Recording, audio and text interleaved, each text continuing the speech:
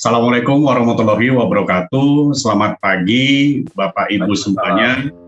Dalam acara launching buku Membangun Strategi SDM Unggul dan Pemimpin yang Unggul, Leadership yang Unggul. Terima kasih Pak Kus yang sudah memberikan kesempatan pada pagi hari ini. Selamat milad Pak Kus. Sehat selalu Pak Kus. Amin. Saya menyapa juga teman-teman saya di sini, ada Kak Norma. Apa kabar Kak Norma sebagai pembicara juga? Kemudian senior saya Kak Dr. Abdi Hamdani, ini senior saya. Kemudian juga Kak Dr. Sri Mulyono, Kak Ismail, Kak Sukemi, Kak Antoni, dan lain sebagainya. Pada kesempatan kali ini saya kebetulan diminta juga sebagai pembahas mengenai buku yang di-launching pada hari ini, di mana buku ini sudah bisa kita dapatkan di toko buku Gramedia. Pada kesempatan kali ini saya akan membahas mengenai leadership dalam secangkir kopi.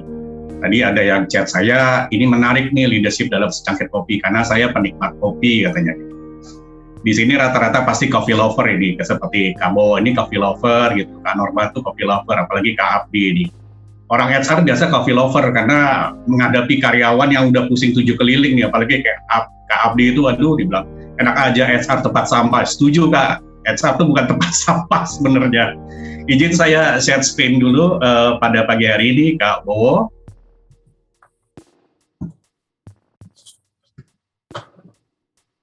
Oke, teman-teman sudah nampak semuanya. Oke, di sini saya akan membahas mengenai leadership dalam secangkir kopi. Kalau kita berbicara dalam secangkir kopi, kopi itu ketemu di mana aja? Pasti ketemu di mana aja, ya kan? Kenapa saya gabungkan leadership dengan secangkir kopi? Pertama, nah ini kopi nih, ini dulu kan Norma, saya kasih ini dulu, nanti kita sama-sama sama-sama ke Starbucks bareng, kita di Bogor aja, kita sama-sama di Bogor gitu. Ya. Nah, kopi itu ada di mana-mana tuh Pak Kus, pasti ada di mana-mana teman-teman semua ya. Kita ketemu dimanapun ada kopi, ya kan? Kemudian juga orang bisa menikmati kopi. Kopi mau kopi tradisional, mau kopi western, dari manapun. Sekarang kita lihat semenjak adanya pandemi, itu yang namanya kafe itu banyak bener ya. Ada janji jiwa, kemudian juga sepenuh hati lah, jatuh hati, namanya unik semuanya. Tujuannya untuk branding. Nah, jadi kita bisa nikmatin kopi itu di mana-mana. Kemudian juga kopi itu komersial. Harganya juga nggak mahal. Kopi kalau beli di warung kopi harga misalkan 5.000 udah dapat kopi. Tapi kalau beli di Starbucks, Kak Norma, teman-teman, itu harga bisa 25.000. Ya kan? Nah, inilah kita melihat bahwa kopi ini sebenarnya itu bisa dinikmati oleh semua orang. Yang pasti kalau kopinya enak, itu membekas di bibir dan hati. Waduh, kenapa kopi ini membekas di bibir dan hati? Karena racikannya itu enak, ya kan? Kopinya ini enak. Oh, kopi ini kurang gitu. Kalau Kak Abdi bilang, Kak Hendy jangan kasih saya kopi lipat. Apa itu kopi lipat? Saya bingung waktu itu. Kak Abdi bilang, kopi lipat itu kopi sasetan katanya kan. Kopi sasetan, kopi instan, ya kan? Itu nggak enak itu katanya. Mendingan enak benar-benar pure dari bubuk kopi. Nah, kemudian juga kalau ketemu kopi yang racikannya enak, ini udah pasti kita nggak bisa melupakan. Orang pasti akan beli terus. Ada Starbucks, kemudian ada Jeko, ada beberapa kafe yang lainnya. Semua yang namanya kopi pasti ada. Americano pasti ada. Cappuccino pasti ada. Semua pasti ada. Termasuk juga di warung-warung makan itu pasti ada kopi. Kopi tubruk tuh pasti ada gitu kan. Nah, sekarang kaitannya sama leadership apa? Ya kan? Kalau kita berbicara mengenai kopi itu mudah ditemui. Ternyata leadership juga mudah ditemui. Seperti tadi Kak Abdi bilang, seorang leader itu dia harus menguasai semua aspek termasuk juga HR. Nah, di sini saya mengatakan bahwa konteksnya adalah leadership itu sama seperti secangkir kopi. Kita mudah temukan di mana-mana. Di perusahaan ada, di sekolahan ada, di organisasi ada, bahkan di lingkungan masyarakat, komunitas pun ada leadership itu. Jadi kopi itu sama seperti leadership itu sama seperti secangkir kopi, itu ada di mana-mana. Terus apakah leadership itu bisa dinikmati? Bisa dinikmati kalau seorang pemimpin dia memiliki leadership yang baik. Manajer boleh banyak, tadi Kak Abdi bilang ada 350 manajer yang disekolahkan untuk jadi coach. Sekarang pertanyaannya, itu manajer punya leadership atau enggak? Nggak semua manajer itu punya leadership, bahkan nggak semua direktur itu punya leadership. Tapi ketika seorang pemimpin yang ada di perusahaan atau di organisasi, mereka itu punya leadership, itu akan memberikan kesan sama timnya. Oh, itu orangnya oke. Itu orangnya ngayomi, ya kan? Itu orangnya bisa berbagi. Dia seorang problem solver. Nah, kalau kita berbicara mengenai leadership sama dengan secangkir kopi, sama juga semua orang bisa menikmati. Artinya semua tim itu bisa nikmati gaya kepemimpinannya. Bisa dibayangkan nih teman-teman ya, kalau kita ini deh, kita lihat di kantor kita atau di organisasi kita nggak suka sama atasan kita. Mohon maaf, kita nggak suka sama atasan kita. Ngelihat mobilnya aja udah stres berat gitu. Aduh, ada dia lagi gitu kan, datang kan. Nah, ini contoh saja sebenarnya kalau kita melihat ya, seorang leader itu yang dia tidak membekas di hati, tidak membekas di hati timnya. Gimana kalau seperti ini kan? Makanya di sini harus membekas di bibir dan di hati. Sulit dilupakan. Ketika kita melihat seorang pemimpin yang mungkin dia mendapatkan suatu posisi yang lebih tinggi lagi, kita nggak mau kehilangan atasan yang baik terhadap timnya, yang mampu mengayomi dengan timnya. Makanya saya bilang, leadership itu sama dengan secangkir kopi. Ya kan? Kak Bowo pengen kopi tubruk. Boleh Kak Bowo kopi tubruknya mau di mana? Mau di warteg, atau mau di restoran mahal, atau di hotel premium. Kalau Kak Bowo beli di warteg, 5.000 udah dapat Kak Bowo. Itu sampai tumpe-tumpe kalau orang Betawi bilang. Sampai tumpah-tumpah, minum di seruput. Tapi Kak Bowo kalau misalkan pergi ke ke restoran yang ada di hotel bintang 5, ya kan, seperti The Raffles Hotel, harganya nggak 5.000, harganya mungkin 55.000, mungkin 75.000, minumnya juga ada aturannya. Nah, inilah yang disebut dengan kelas leadership juga. Seorang leader kalau dia nggak memiliki kemampuan dalam memimpin, sama aja dia akan membuat timnya itu menjadi berantakan. Nggak ada kesannya sama sekali. Saya pernah waktu itu saya kerja di BUMN, saya punya 2 direktur, 1 direktur utama, 1 direktur operasional. Direktur operasional kalau dia punya istilah sendiri loh, kalau ini di kantor itu. Kalau dia datang semua karyawan balik badan. Emang enak kayak begitu? Kan nggak enak. Nah, sekarang kalau kita berbicara mengenai masalah leadership ini suatu hal yang nggak pernah habis selesai. Nggak pernah selesai. Seperti tadi Kak Abdi tadi punya program yang demikian bagusnya. Semua harus menjadi coach. Itu udah nggak sembarangan program seperti itu. Artinya apa? Artinya semua orang tuh harus menjadi pemimpin. Kalau jadi pemimpin, jadilah pemimpin yang benar-benar dia merupakan seorang problem solver. Kenapa kalau harus menjadi problem solver? Banyak manajer yang bukan problem solver. Konteksnya seperti tadi Kak Abdi bilang, ada masalah, ya kan? Taruhlah ada masalah di timnya finance. Ada masalah di timnya finance, anak buahnya bermasalah. Apa jawabannya? Saya balikin ke HRD. Kak Abdi marah-marah itu, Kak Norma marah-marah, enak aja balikin. Atas gunanya atasan ngapain, kan begitu kan? Banyak terjadi. Karena kenapa? Mereka sama sekali nggak punya leadership ketika mereka memimpin dalam tim mereka. Makanya saya katakan bahwa leadership itu dalam secangkir kopi itu bisa ketemu di mana aja. Kak Bowo minum kopi apa yang paling enak?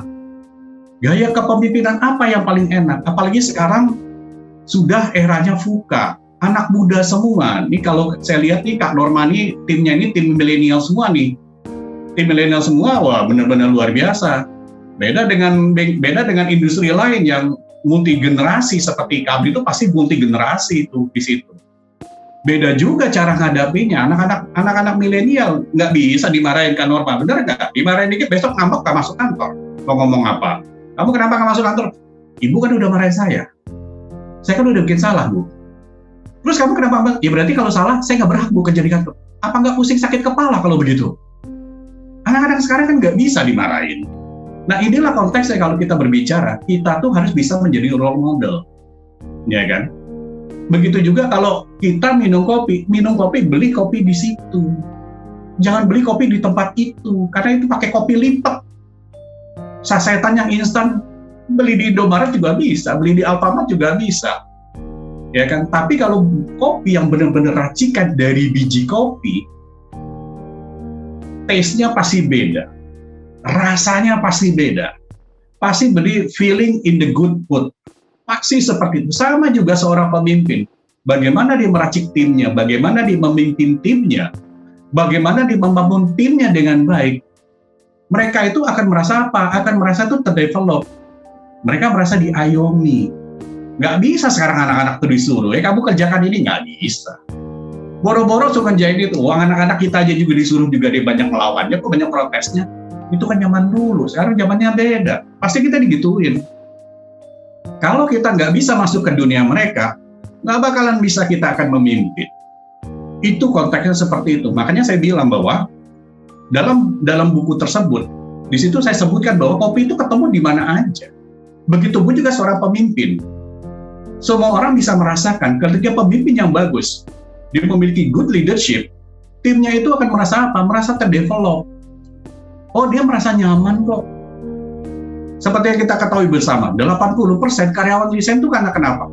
Karena atasan.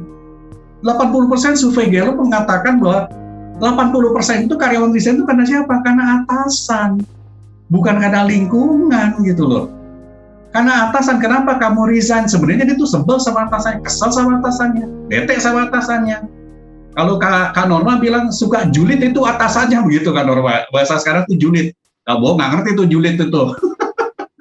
Sekarang suka ngejulitin, pusing, mendingan dia pindah ke tetangga sebelah. Nah, inilah yang terjadi. Daripada kita minum kopi harganya, rasanya nggak jelas, sudah harga mahal, kesel nggak? Ya kesel Kak Abdi. Kesel, mendingan kita pindah ke situ, itu kafe, kopinya enak, walaupun harganya lebih mahal sedikit, tapi kita akan mendapatkan suatu taste. Begitu juga ketika kita bekerja dalam suatu perusahaan, standar yang diberikan oleh perusahaan dan juga strategi yang diberikan oleh atasan yang udah lebih demikian tingginya, tapi kita merasa terdevelop, mendingan kita ambil yang itu. Mendingan kita kerja keras, jungkir balik, karena kenapa? Kita merasa dihargai. Kita merasa ini merupakan salah satu tempat kita untuk melakukan melakukan pekerjaan kita bisa lebih fokus karena pekerjaan kita dihargai. Sama juga kalau kita minum kopi nggak enak, pindah ke tetangga sebelah, betul kan? Pasti begitu. Ada kafe yang baru, kita langsung ke kafe. Sekarang ini orang udah geser lagi, orang udah nggak nikmatin kopi. Nikmatin apa? Nikmatin pemandangannya. Banyak itu dekat rumah Kak Norma tuh banyak tuh berdiri kafe-kafe baru tuh. Bener nggak tuh Kak Norma? Ya, Kak Norma ngaku tuh bener tuh katanya tuh. Yang dilihat apa? Yang dijual apa? View. Nah, jadi kalau seorang leadership yang dijual apa? Visionnya yang dijual, visinya yang dijual, visinya ditawarkan. Itu. Tapi kalau misalkan kopinya udah mahal, nggak bakalan mau. Udah mahal, nggak enak, ya nggak deh. Terima kasih udah nyobain. Rasanya gimana? Ya gitu deh. Udah cukup aja sekali. Nah, disinilah konteksnya. Kenapa saya mengatakan bahwa leadership dalam secangkir kopi itu ini adalah suatu hal yang sebenarnya kita mudah temui. Nggak hanya di perusahaan, nggak hanya di komunitas kita, nggak hanya di organisasi, di sekolahan, tapi di mana-mana kita ketemu. Ya kan, kita ketemu itu semuanya. Teman-teman di sini yang di lingkungan tempat tinggalnya ada RT, RW, ada pengurus. Oh, saya nggak suka sama RT itu kok. Kenapa? Nggak bisa ngomong RT-nya, RW-nya nggak bisa ngomong. Ya dia nggak punya leadership. Kebetulan aja diminta sama warga jadi RT RW, nggak ada yang mau jadi RT RW. Tapi dia punya leadership atau enggak? Mimpin warga itu lebih jauh, lebih susah daripada mimpin anak buah loh. Mimpin warga itu lebih susah loh, Kak Bo, daripada mimpin anak buah. Anak buah nakal, bandel. Kita kasih SP, bener nggak? Tapi kalau warga yang saya nggak mau bayar IPL, kenapa? Pak Hendy mengusir saya, ya nggak bisa. Itulah bagaimana cara kita itu mengolah, cara kita itu membangun suatu kepemimpinan itu yang baik. Makanya dalam buku menjadi leadership yang unggul itu salah satunya adalah kita pun harus bisa melihat kondisi sekarang. Kondisi sekarang tuh nggak sama dengan kondisi yang dulu. Itulah diharapkan bahwa ada suatu perubahan yang harusnya dimiliki oleh seorang leader. Makanya tadi saya bilang, ada anak buah ngeliatin mobil atasannya udah keringet dingin. Ya kan? Aduh, dia datang lagi, si bos itu datang. Ada tuh teman saya, kalau dia selalu konflik dulu sama atasannya. Ketika atasannya datang, udah langsung panas dingin. Selalu begitu. Saya sama, kenapa sih saya bilang itu? Si bos datang, iya biarin aja si bos datang, saya bilang. Ada masalah, saya bilang. Karena udah stres duluan gitu loh. Dipanggil bos, itu cuma 2 katanya. Kalau nggak naik gaji, kena SP. Kan kalau misalkan udah ada aura seperti itu kan nggak bagus, aura negatif seperti itu nggak bagus. Bisa dikatakan itu sama sekali nggak membekas di hati, ya kan? Sama sekali nggak membekas di hati. Dan juga itu orang udahlah model seperti itu kita udah nggak mau lagi lah. Nah untuk itulah kalau kita mengatakan bahwa konsepnya terhadap leadership dalam secangkir kopi adalah sebenarnya hal yang sederhana itu adalah bagaimana cara kita itu bisa masuk ke dunia yang ada saat ini.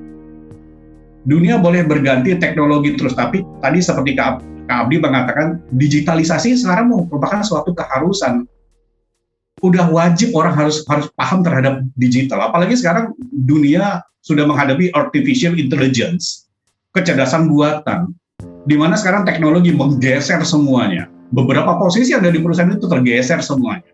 Resepsionis, operator, semua tergeser dengan adanya teknologi. What's next kalau kita tidak menguasai semua bidang? Termasuk juga seorang leader, dia nggak bisa hanya menguasai satu bidang. Dia harus menguasai semua bidang. Supaya apa? Supaya apa yang diminta, apa yang ditanya oleh anak buahnya, oleh timnya, atau oleh pihak lain, dia tuh udah siap. Kak Bowo mau minta kopi apa? Ice Americano, ada Ice Americano.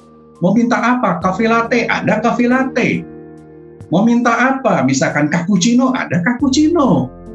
Gitu kan? Nah, sekarang kalau misalkan kita lihat modelnya leadernya begitu saja, atasannya begitu saja, dia nggak akan mendapatkan hal yang berbeda. Something different, dia tidak akan mendapatkan sesuatu yang berbeda. Dia pasti akan terjebak dalam kondisi dan situasi yang sama. Makanya sebenarnya kalau kita lihat, kalau misalkan leadership itu bisa dibawakan dengan baik, bisa dilakukan dengan baik, itu akan membekas di hati timnya. Akan membekas tidak hanya di timnya. Semua orang pasti akan merasakan sesuatu yang positif. Kan enak mendapatkan sesuatu yang positif dan kita juga merasa dihargai. Jangan sampai nanti kita akan merasa ditakuti. Banyak tuh orang-orang yang, saya manajer kamu anak buah, berarti saya punya kuasa. Apa lu kan seperti itu? Banyak seperti itu. Karena kenapa? Fungsi seorang manajer dia harus bisa mengelola timnya itu dengan baik. Tapi kalau nggak punya leadership, mohon maaf, Anda tidak lebih dari seorang bos. Anda tidak lebih dari seorang bos. Kalau bos itu kan tukang perintah, tapi seorang leader kan bukan tukang perintah. Nah ini kita mesti pahami, makanya dalam tulisan ini saya coba membedah, saya coba membuat mengolah bahwa sebenarnya leadership itu sama seperti secangkir kopi itu yang pasti akan ditemui di mana-mana. Semua orang bisa merasakan komersil itu membekas di hati kita. Gaya kepemimpinan, bagaimana memimpin tim, bagaimana membangun komunikasinya, dan melakukan development itu dengan baik. Sebenarnya ini yang kita harus dapatkan gitu loh. Nah sekarang kalau kita melihat misalkan transformasi kepemimpinan, ada 4 hal: agent of change, risk taker, believe in people, dan visioner. Ada nggak di seorang pemimpin itu 4 hal ini? 4 hal ini dulu deh sebelum kemana-mana.